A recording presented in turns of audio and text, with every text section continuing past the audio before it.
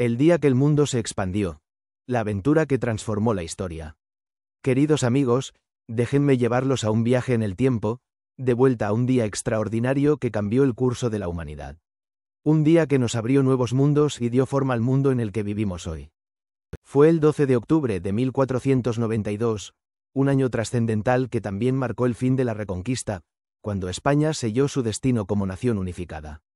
En lo que más tarde se conocería como España, una palabra que resonaría en todos los rincones del mundo, comenzó una aventura que alteraría para siempre el mapa de la Tierra.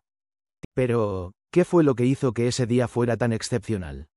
Pues bien, fue un día de descubrimiento, un momento en que la niebla de la ignorancia se disipó y un nuevo continente salió a la luz. No teníamos ni idea de su existencia, y sin embargo, allí estaba, un mundo desconocido que cambiaría nuestras vidas para siempre. Curiosamente, los habitantes de ese continente tampoco tenían conocimiento del nuestro. Estaban igualmente asombrados ante la llegada de esos extraños visitantes que parecían haber llegado de otro planeta. Así que, en cierto modo, ese día fue un doble descubrimiento, un encuentro entre dos mundos que nunca antes se habían cruzado. Pero, ¿por qué nos dirigimos hacia el oeste en primer lugar? ¿Qué nos impulsó a embarcarnos en un viaje tan arriesgado? Fue la búsqueda de las especias, ese preciado tesoro que había encendido la imaginación de los exploradores durante siglos. La caída de Constantinopla en manos de los turcos había interrumpido la ruta de la seda, haciendo que las especias se convirtieran en un bien raro y caro. Así, dos reinos, Portugal y Castilla, se lanzaron a una carrera para ver quién llegaba primero a las ansiadas islas de las especias. Colón, un navegante visionario, propuso a los portugueses dirigirse hacia el oeste, a través del temible Atlántico. Pero se burlaron de sus ideas, afirmando que la distancia era demasiado grande para que cualquier barco soportara el viaje. Sin embargo, Colón estaba convencido de que tenía razón. Había estudiado los mapas y las estrellas, y creía que podía encontrar una ruta más corta hacia el este. Así que, con la bendición de la reina Isabel, zarpó con sus 3 carabelas, decidido a demostrar que sus detractores estaban equivocados. Y así, en un día de otoño, la pequeña flota de Colón se adentró en el desconocido océano. Era un viaje lleno de peligros y privaciones, donde los marineros se enfrentaban a tormentas implacables, escasez de alimentos y la inquietante sensación de estar perdidos en un vasto desierto de agua. Pero Colón y su tripulación perseveraron, guiados por su creencia inquebrantable en su misión. Y entonces, finalmente, tras semanas de navegación, la Tierra apareció en el horizonte. Habían llegado a una isla de las Bahamas, que Colón erróneamente identificó como parte de las Indias. Ese primer encuentro entre los dos mundos fue un momento de asombro y curiosidad. Los indígenas, con sus cuerpos pintados y sus costumbres inusuales, eran a la vez fascinantes y aterradores para los recién llegados. Colón creyó haber encontrado el paraíso terrenal, un lugar exuberante lleno de oro y especias. A partir de ese día, comenzó una nueva era, una era de exploración, conquista y transformación. La pequeña isla a la que llegó Colón se convirtió en el primer paso en la creación de un imperio, el Imperio Español, que abarcaría un vasto territorio y daría forma al destino de innumerables vidas. Y así, el 12 de octubre de 1492, un día que trascendió el tiempo, el mundo se expandió. Fue un día de aventura, descubrimiento y asombro, un día que dio a luz a un nuevo orden y conectó para siempre los destinos de dos mundos que antes habían estado separados. El encrucijado de conquistadores. En el corazón de la conquista, donde la corona y la brutalidad se entrelazaban, se escondía una lucha silenciosa por la justicia. Mientras los conquistadores se enzarzaban en la hoguera de la ambición, hubo quienes se atrevieron a desafiar sus abusos. Antonio de Montesinos, un fraile con palabras ardientes, denunció la crueldad hacia los nativos, mientras que Bartolomé de las Casas se convirtió en el abanderado de su causa, luchando incansablemente por sus derechos. En la propia Sevilla, donde el puerto bulía con las noticias de tierras lejanas, la corte actuaba como un extraño equilibrio. El temible Nuño de Guzmán, conquistador de Guadalajara, acabó entre rejas por sus excesos, mientras que el primer virrey de México, Antonio de Mendoza, se erigió como un faro de la justicia, castigando a los que quebrantaban las leyes. La corona, a pesar de su brillo exterior, distaba mucho de ser inquebrantable. Las atrocidades se cometían impunemente, pero entre sus propias filas surgían voces de oposición. La sociedad hispana, en medio del tumulto, albergaba también a aquellos que defendían a los oprimidos. Más allá de las batallas y las conquistas, la verdadera historia yacía en la transformación silenciosa del mundo. Cada barco que llegaba a Sevilla traía consigo un tesoro de conocimiento, alterando para siempre el curso de la civilización. Fue en Santo Domingo, el germen de la epopeya, donde este tapiz comenzó a tejerse. En sus calles empedradas, los protagonistas se cruzaron, los Colón, los Pinzón, todos ellos testigos del choque de mundos. Mientras la isla se convertía en un crisol de culturas, las semillas del conflicto y la esperanza se sembraban para florecer en el vasto tapiz de la historia. El encuentro de dos mundos, la odisea de Colón y el destino de los indígenas. En aquel viaje inicial, un mundo se encontró con otro, y el destino de ambos quedaría entrelazado para siempre. Sin embargo, aquella expedición, llena de esperanzas y promesas, se vio empañada por la brutalidad. A pesar de las instrucciones de cuidar y proteger a los nativos, algunos se comportaron con una crueldad inimaginable. Mientras tanto, en una isla cercana, los taínos sufrían una doble amenaza. No solo eran atacados por los recién llegados, sino que también caían presas de otro grupo de indígenas, los caribes, que los veían como fuente de alimento y mano de obra. Los niños eran engordados para ser consumidos, y las mujeres eran usadas y descartadas. Colón, todavía convencido de haber llegado a las Indias, continuó sus viajes, explorando costas y buscando el continente. Sin embargo, a medida que avanzaba, se hizo evidente que se equivocaba. La desembocadura del río en Panamá le hizo creer que había llegado al paraíso terrenal, pero su entusiasmo pronto se desvaneció. Mientras tanto, de regreso en España, los excesos de Colón habían llegado a oídos de la corona. Fue acusado de abusos y regresado a casa encadenado. La reina se sintió escandalizada, pero Fernando vio en ello una oportunidad para limitar el poder que Colón había acumulado. Enterados de que los portugueses amenazaban sus intereses, los reyes encargaron a Colón un cuarto viaje. Esta vez, su misión era encontrar un paso hacia el oeste. Colón buscó incansablemente en Panamá, pero sin éxito. En cambio, alguien más haría el descubrimiento que él buscaba, Vasco Núñez de Balboa. Balboa, un intrépido explorador, había llegado a América con el capitán Ojeda. Conocido por su destreza con la espada y su encanto con las mujeres indígenas, Ojeda había experimentado un romance tormentoso con una nativa venezolana llamada Palir Ninuyinu. Su amor sobrevivió a innumerables pruebas, incluso a una flecha envenenada que Ojeda sufrió. La historia de amor de Ojeda y Palir Ninuyinu es un testimonio del vínculo que podía formarse entre dos mundos tan diferentes. Ponce de León, otro conquistador, también se casó con una mujer taína y tuvo hijos con ella. El encuentro entre Europa y América fue un choque de culturas, una mezcla de esperanza y crueldad. Mientras los exploradores buscaban riquezas y gloria, los indígenas luchaban por sobrevivir en un mundo que cambiaba rápidamente. Mestizaje, indigenismo y controversias históricas.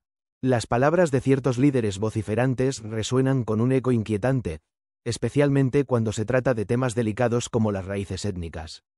La historia nos recuerda un pasado complejo y controvertido, donde el mestizaje y el trato a los pueblos indígenas han sido objeto de intensos debates. Un caso que ilustra vívidamente esta dinámica es el del presidente López Obrador, quien habría descubierto recientemente que su abuelo era un sargento de la Guardia Civil de Santander. Este dato, relatado por el presidente Revilla, sirve como un recordatorio de que incluso los que se apresuran a señalar los errores del pasado pueden tener vínculos personales con los acontecimientos mismos. El mestizaje en México es una realidad innegable, donde la población indígena representa aproximadamente el 90%. Sin embargo, detrás de este porcentaje se esconde una historia de conquistas y asimilación. La frontera norte de México, una vez custodiada por los presidios de los Dragones de Cuernavaca, fue testigo del último bastión de resistencia indígena bajo el liderazgo del cacique Jerónimo, conocido por su nombre cristiano, no por sus orígenes nativos. En el corazón de estos debates se encontraba Bartolomé de las Casas, un clérigo que inicialmente se benefició de la encomienda, el sistema de servidumbre que subyugaba a los pueblos indígenas. Al presenciar las atrocidades cometidas, experimentó una profunda conmoción y se convirtió en un ferviente defensor de sus derechos. Las leyes de Indias, promulgadas en parte gracias a los esfuerzos de Antonio de Montesinos, Pretendían proteger a los indígenas de la explotación y los abusos. Sin embargo, su implementación fue irregular y a menudo se vio socavada por intereses egoístas. La controversia de Valladolid enfrentó a Bartolomé de las Casas con Ginés de Sepúlveda, en un debate acalorado sobre la naturaleza y los derechos de los indígenas. A pesar de las exageraciones de la brevísima relación de las Casas, sus escritos sirvieron para concienciar sobre las injusticias cometidas contra los pueblos nativos. Otros personajes notables en esta historia incluyen a Ojeda y Vasco Núñez de Balboa, exploradores que buscaron fortuna en las costas de América. El fracaso de Balboa en la cría de cerdos en la Española puso en marcha un viaje que lo llevaría al descubrimiento del Océano Pacífico. El papel de los perros en estas conquistas es particularmente fascinante, ya que a menudo demostraban mayor humanidad que algunos de los conquistadores. La historia del mestizaje y el trato a los indígenas en América es compleja y matizada. Es una historia de encuentros, conflictos y transformaciones que continúan dando forma a nuestras sociedades en la actualidad.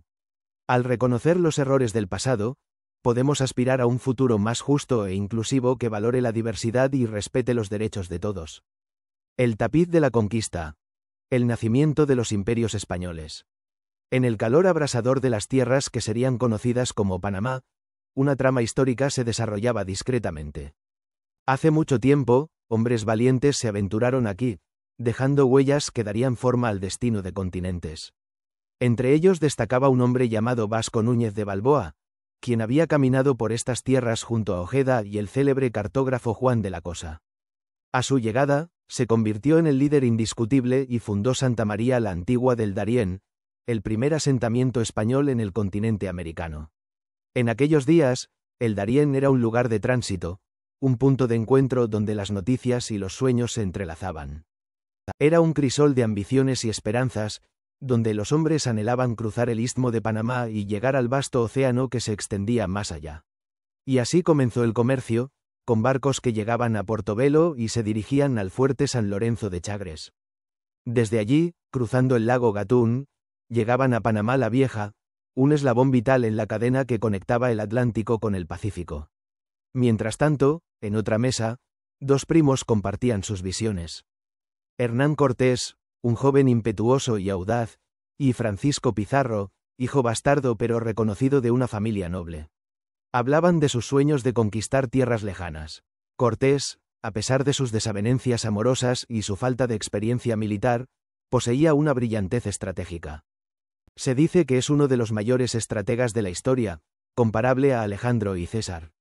Pizarro, por su parte, era un veterano de las guerras de Italia, un hombre práctico y ambicioso.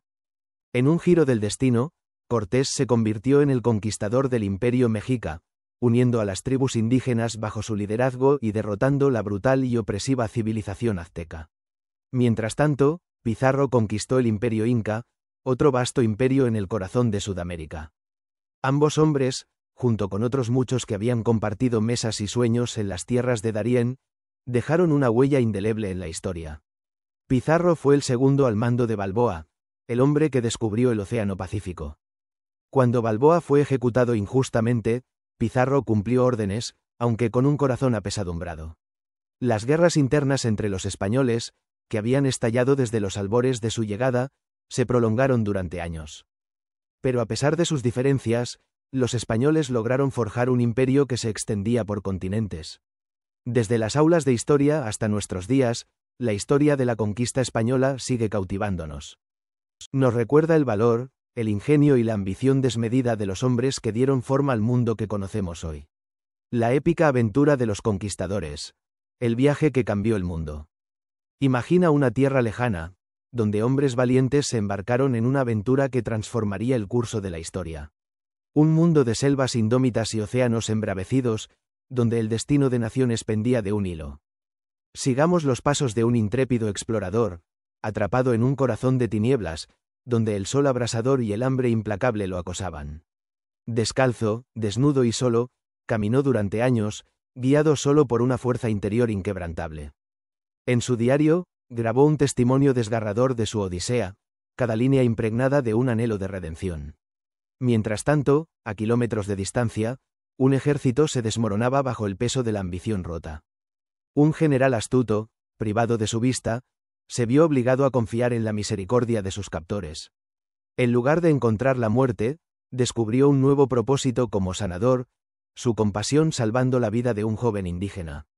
A través de vastos desiertos y ríos torrenciales, atravesaron tribus innumerables, cada una con sus propias costumbres y creencias. Algunos los recibieron con hostilidad, mientras que otros ofrecieron protección y consuelo. Los conquistadores, a su vez, dejaron una huella indeleble en estas sociedades, a menudo llevándose sus riquezas pero también compartiendo sus conocimientos y creencias. Sin embargo, su búsqueda no fue solo de oro y gloria. También fueron impulsados por un profundo sentido de deber, creyendo que estaban cumpliendo una misión sagrada. Evangelizaron, difundiendo la palabra de su fe, y establecieron misiones y escuelas, preservando el legado indígena de las tribus que encontraron. A lo largo de su viaje, enfrentaron innumerables peligros y adversidades. Tormentas traicioneras hundieron sus barcos, enfermedades desconocidas los diezmaron y tribus hostiles los atacaron despiadadamente. Pero incluso en los momentos más oscuros, se aferraron a su determinación, guiados por una sed insaciable de conocimiento y aventura. Sin embargo, su épica no estuvo exenta de controversia. Algunos cuestionaron sus métodos despiadados, condenando el saqueo y la violencia que a menudo los acompañaban. Pero otros celebraron sus logros, viendo en ellos un testimonio de la audacia humana y el espíritu pionero. Siglos más tarde, el mundo que dejaron atrás se transformó. Las ciudades que fundaron prosperaron, convirtiéndose en centros de cultura y comercio. Las lenguas que hablaron se extendieron por todo el planeta, conectando a personas de diferentes orígenes. Y aunque su imperio finalmente se desvaneció, su legado perdura en las innumerables vidas que tocaron y las innumerables historias que inspiraron. En las palabras del gran explorador Alexander von Humboldt, la América española que surgió de su aventura fue la región más emergente y rica de la Tierra, un testimonio del ingenio y la resistencia de aquellos que se atrevieron a navegar hacia lo desconocido. Y así, la épica de los conquistadores continúa cautivándonos, una historia que habla del valor, la ambición y el poder perdurable de la exploración humana. La herencia hispánica y el legado de la independencia. ¿Cuántas veces hemos oído la cifra de 20 o 25? Pero, ¿sabíais que no había ninguna al norte del Río Grande? Es fácil contarlo, ninguna. Eso es lo que dejamos atrás, según el famoso discurso. Una región que, hace 200 años, se decía que era la más emergente en cultura, industria, agricultura y comercio. Ahora nos acusan de todas las barbaridades cometidas hace 500 años. ¿Por qué no miran lo que se ha convertido esa región, la que decían que era la más emergente? ¿Lo sigue siendo hoy? ¿Por qué no consideran que aquellos gobernantes, en su mayoría criollos, descendientes puros de españoles, quizás utilizaran el ataque continuo a la metrópoli y la imagen terrorífica de sus antepasados para ocultar sus vergüenzas, sus tropelías y el estado en que habían dejado a sus propios países? Creo que antes de insultar a sus propios abuelos de hace 500 años, sería mejor que pensaran un poco en lo que han hecho y revisaran sus acciones desde que se declaró la independencia. Por otro lado, era lógico y necesario que se declarara. Ojalá se hubiera podido hacer con otro rey, no con el infame Fernando VII, y en otras circunstancias, cuando España estuviese ocupada por las tropas napoleónicas. Entonces podrían haber hecho realidad los sueños de la Constitución de Cádiz, que afirmaba que los ciudadanos españoles eran tanto los de aquí como los del otro lado del Atlántico. Pero no pudo ser, y como me enseñó Miguel de la Cuadra Salcedo, hasta que uno no quiere, no ama profundamente y se siente parte, porque yo me siento profundamente hispanoamericano, a pesar de nuestras diferencias, somos y seguiremos siendo hermanos, hijos de una misma cultura, una misma lengua y en muchos casos, una misma ascendencia. Y hasta aquí he llegado yo. Ahora me permito mostrarles algunas imágenes de esas expediciones para amenizar esta charla. Esta era la portada de mi libro, pero en realidad es también un cuadro de Augusto Ferrer Dalmau. Y esta es una reproducción de una de aquellas carabelas. Esta no es la Pinta ni la Niña, que eran muy parecidas, pero con estas se cruzó el Atlántico, y la Niña fue la que regresó no una, sino 3 veces. Esta es la otra, una es la Pinta y la otra no lo sé. Este es el cuadro de Augusto Ferrer Dalmau que utilicé para la portada de mi libro. Somos grandes amigos. Álvar Núñez Cabeza de Vaca, por ejemplo, que es otro de mis libros, es un cuadro original suyo. Este es el desembarco de Alonso de Ojeda en la Bahía del Calamar, en lo que hoy es Colombia. No sé si sabéis dónde está la Bahía del Calamar. Ahora es Cartagena de Indias, donde Blas de Lezo impidió que cayera. Si Cartagena hubiera caído, todo el imperio habría colapsado, y hoy seguiría hablando español, seguramente para bien. ¿Sabéis quién defendió Cartagena? Españoles, sí, bastantes, y más de 600 flecheros indígenas. Esta es la Bahía del Calamar a la que llegó. Bueno, es la primera vez. La primera ciudad que fundamos. Otra había sido el Fuerte Navidad, pero tuvo un final terrible.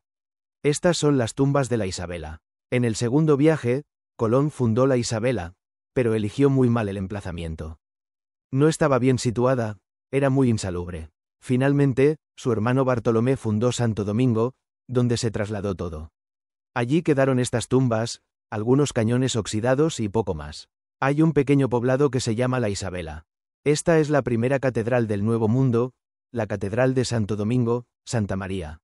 Aquí es donde, después de estar enterrado primero en España, se trajeron los huesos de Colón y de su hijo. Bueno, junto a él se enterró a su hijo Diego. Ahora dicen que todavía hay huesos allí, aunque luego se devolvieron a Cuba y de Cuba fueron a Sevilla, donde ahora se ha demostrado con el ADN que sí son huesos de Cristóbal Colón. El ADN también me dijo el otro día que eso de que era judío era una sandez. Otra cosa es que pudiera ser del Mediterráneo, como se dice. Él decía que era genovés. Ahora se ha abierto, según el reportaje del otro día, la posibilidad de que fuera valenciano. Yo me creo más lo que dice Colón, que es que era genovés, y que además su hermano también, y que muchos de los que fueron con él en el segundo viaje eran italianos. Pero oye, ojalá tengáis suerte los valencianos y de repente se descubra que sí era un marino que pudo ser de Valencia. Del Mediterráneo, seguro. Bueno, pues esa catedral en la que dicen que se dejaron algunos huesos, bueno, está bien si hay alguien. Han hecho un faro de color. Es uno de los sitios que hay que visitar cuando se va a Santo Domingo. Bueno, si alguien nos quiere, no le vamos a quitar los huesos. Claro que hay huesos de Colón para todos, y seguramente también para vosotros, porque seguro que allí quedaron algunos. Porque estuvo en Santo Domingo. Este es uno de los edificios donde posiblemente pudo estar el convento de los franciscanos donde se enterró Ojeda. Está en la calle de las Damas. ¿Sabéis por qué se llama calle de las Damas? Porque era la primera que se empedró con las piedras de lastre que llevaban los barcos que iban desde España, para que al menos por esa calle las damas castellanas, las damas españolas, las damas aragonesas, no se mancharan las sayas y no se las pudieran perder en el barro, porque claro. Huellas de historia, tempestades y tesoros perdidos. En los últimos días, mi viaje me ha llevado a presenciar las huellas de imponentes tormentas y huracanes que han azotado estos parajes. Los restos de un hospital yacían en ruinas, testimonio de la furia destructiva de la madre naturaleza. Pero en medio de la desolación, encontré un faro de esperanza. La estatua de la reina Isabel la Católica, erigida orgullosamente en las murallas de Santo Domingo, un símbolo de resiliencia y orgullo. Viajando por la costa, me aventuré en la isla Colón, donde la expedición de Colón había seguido su curso hace siglos. El legado de Hernando de Colón, el hijo del explorador, se hacía evidente en la magnífica biblioteca colombina. Sin embargo, el destino nos tenía preparada una sorpresa. La cola de un huracán nos alcanzó, azotando nuestras embarcaciones y obligándonos a refugiarnos en la playa. Mi mentor, Miguel de la Cuada Salcedo, me había imbuido de un profundo amor por estas tierras. Fue él quien me guió en busca del legendario pájaro sagrado, cuya existencia yo dudaba. Para mi asombro, en las orillas del río Saegre, descubrí los aguacatillos, el alimento predilecto de esta ave mítica. Y allí, en una fotografía borrosa, capturamos su imagen. El quesado, el ave símbolo de los grandes líderes de antaño. Con el pasar de los años, he realizado innumerables expediciones, y mi sombrero de ala ancha, un amuleto adquirido en un trueque con un sudafricano, me ha acompañado en cada travesía. A través de densas selvas y escarpadas montañas, hemos recorrido los caminos transitados por los conquistadores del pasado. El Salto del Ángel, con su impresionante caída de más de 1000 metros, nos dejó maravillados. Y en las selvas de Canaima, presenciamos el espectáculo hipnotizante de los piqueros, lanzándose en picada como aviones sobre bancos de peces. Los pueblos indígenas de estas tierras nos han legado un tesoro invaluable: las curiaras, canoas hechas de árboles taínos. Su nombre, en agua, es un recordatorio de la importancia del agua para las culturas nativas. La traición del gobernador Cando y la masacre de la princesa Taína Anacaona, una mujer de extraordinaria belleza, son manchas oscuras en la historia de la región. Pero la figura de Vasco Núñez de Balboa, el descubridor del Océano Pacífico, sigue suscitando admiración y cariño. Su amor por la indígena Anayansi, símbolo de belleza y fortaleza, inspira a generaciones sucesivas. En la ciudad de Panamá, el monumento a Balboa se erige como un testimonio de su espíritu indomable y su audacia exploradora. Y así, mi viaje continúa, descubriendo las huellas de historia, tempestades y tesoros escondidos que conforman el rico tapiz de esta tierra extraordinaria. El Canal de Panamá. Un hito de ingeniería y exploración. Recuerdo con emoción la fascinante experiencia de adentrarnos en la historia del Canal de Panamá. Fue un lugar donde los sueños de conectar dos océanos se hicieron realidad, y donde los valientes exploradores dejaron su huella indeleble. El canal se remonta al siglo XVI, cuando el emperador Carlos V encargó a sus arquitectos que exploraran la posibilidad de unir los océanos Atlántico y Pacífico. Siglos más tarde, el rey Felipe II intentó sin éxito cumplir este sueño. En aquellos tiempos, el transporte se realizaba a lomos de mulas por el Camino Real y el Camino de Cruces. El fuerte de San Jerónimo, situado en la bahía de Portobelo, guarda la memoria del legendario corsario Francis Drake. Aquí encontró su destino final, enterrado en un ataúd de plomo. El poema de Lope de Vega, La Dragontea, conmemora la derrota del azote de las poblaciones por parte de los españoles. Desde el fuerte de San Fernando hasta el de San Lorenzo, los españoles defendieron valientemente sus costas de los ataques piratas. El fuerte de San Lorenzo, reconstruido recientemente, resistió con éxito a todas las invasiones, excepto a la del pirata Henry Morgan en 1671. Nos adentramos en el Camino de Cruces, un sendero que unía Panamá con el Pacífico. La espesa selva y el calor abrasador nos dejaron exhaustos. Al recorrer las losas y piedras del antiguo camino, no podía evitar sentir la carga que los conquistadores llevaban sobre sus hombros con sus armaduras y cascos. En la isla de Pedro Gutiérrez, en el archipiélago de las Perlas, nos reunimos alrededor de una fogata. Allí, bajo las estrellas, HABLE con acento agudo sobre la llegada de Vasco Núñez de Balboa al Pacífico. El cuadro de Augusto Ferrer Dalmau capturó a la perfección ese momento histórico, con Balboa erguido como símbolo de su logro. Pero un detalle faltaba en esa representación: el perro de la conquista, Leoncico. Ese pequeño pero leal compañero jugó un papel crucial en la expedición de Balboa. Su presencia habría complementado la escena, recordándonos que incluso en las aventuras más audaces, el vínculo entre los humanos y sus fieles amigos es inquebrantable. El legado perdido, Panamá, entre la ciudad vieja y la metrópolis moderna. En los anales de la historia, se alza la figura sombría de Pedrarias Dávila, conocido como el Duro, el Terrible. Su crueldad dejó una marca indeleble en la ciudad que él mismo fundó. Allí, en el lugar donde alguna vez floreció la floreciente Panamá, el destino de uno de sus más leales seguidores se selló trágicamente. La decapitación de este hombre, un acontecimiento que dejó una cicatriz en la ciudad, fue un sombrío testimonio del poder de Pedrarias. Con su mirada fría, observó desde las sombras mientras la cabeza de su víctima era ensartada en una pica como una advertencia para todos los que se atrevieran a desafiarlo. Pero en medio de la tragedia, surgió un símbolo de esperanza. Una moneda, adornada con la imagen del hombre decapitado, se convirtió en un recordatorio vivo de la injusticia sufrida. El Balboa, que lleva el nombre de este desafortunado personaje, sigue siendo la moneda oficial de Panamá, un testimonio del legado perdurable del pasado. El tiempo, sin embargo, no pudo borrar las cicatrices de la destrucción.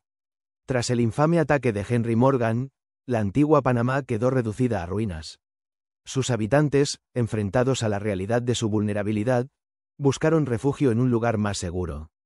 Así nació la Nueva Panamá, una ciudad construida sobre los cimientos de la anterior, pero con un carácter distinto. La majestuosa catedral, un testimonio del poder y la opulencia, se alzó en el corazón de la nueva ciudad, un faro de esperanza y renovación. Pero mientras la Nueva Panamá florecía, la antigua ciudad, ahora conocida como Panamá Viejo, permaneció como un recuerdo del pasado. Sus calles adoquinadas y sus edificios en ruinas contaban una historia de gloria y tragedia, un recordatorio de la fragilidad del poder y la resiliencia del espíritu humano.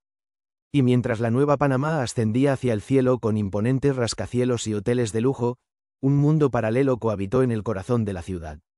El área conocida como Paitilla, un enclave de riqueza y opulencia, se convirtió en un testimonio de la creciente disparidad económica. En este tapiz de contrastes, la historia de Panamá se desplegó, una historia de triunfo y derrota, de esperanza y desesperación. Y en este viaje al pasado y al presente, descubrimos no solo la evolución de una ciudad, sino también las eternas luchas y aspiraciones del corazón humano.